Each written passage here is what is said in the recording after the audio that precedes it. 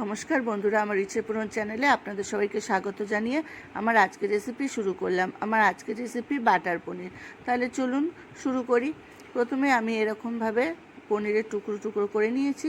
তারপর দেখুন চারমগজ, কাজু বাদাম আর কাঁচা লঙ্কা নিয়ে নিয়েছি। এটাকে পেস্ট করে নেব। ঝালটা আপনারা বুঝে দেবেন। তেল গরম হয়ে গেছে, আমি সাদা তেল দিয়ে লাস্টে আমি যেহেতু বাটার পনির, বাটা তো দিতেই হবে, তাই লাস্টের দিকে বাটা দেবো। আপনারা চাইলে পুরোটাই বাটারে রান্না করতে পারেন। পনিরগুলো আমি প্রথমে ভেজে নেব। পনিরে কিন্তু আমি লবণ হলুদ কিছুই দেবো না, এমনি পনিরগুলো হালকা তেলের মতো ভেজে নেব। খুব বেশি পনির ভাজার প্রয়োজন হয় না।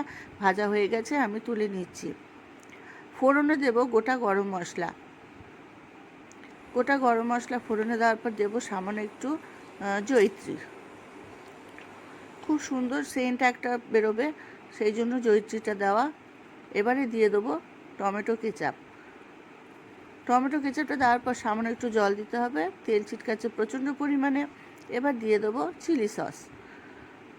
চিলি সসটা দেবো, সেটাও ঝালটা বুঝে দেবেন। আপনারা যদি যেরকম পছন্দ করেন সেরকম দেবেন। আমি 2 চামচ মতো দিলাম। দিয়ে দেবো লবণ আর চিনি। লবণ আর চিনিটা একটু বুঝে দিতে হবে। আমার ভালোভাবে ফুটে গেছে। এবার দিয়ে দেবো সেই যে পেস্ট করে রাখা চারমগজ, কাজু বাদাম আর কাঁচা লঙ্কা দিয়ে খুব ভালো করে কাঁচা গন্ধ না যাওয়া পর্যন্ত রান্নাটা করব। সামান্য জল দেবো, খুব বেশি জলের এখানে প্রয়োজন পড়ে না। দিয়ে দিলাম গরম মশলা, 1/2 চামচ মতো গরম মশলা আমি এখানে অ্যাড করেছি।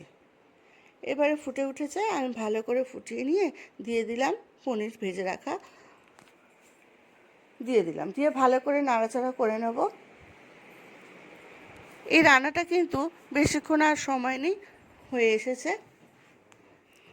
দিয়ে দিলাম বাটার 1 চামচ মতো।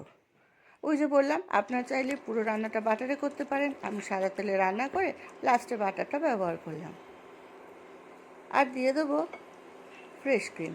2 চামচ মতো ফ্রেশ ক্রিম আমি এখানে অ্যাড করব। রান্না কিন্তু আমাদের কমপ্লিট। এটা রুটি, পরোটা, লুচির সাথে যেরকম যায় ঠিক সেই রকম রাইস, পোলাও এইসবের সাথেও দারুণ লাগে। তাহলে আজকের মতো আসি বন্ধুরা, সবাই খুব ভালো থাকবেন।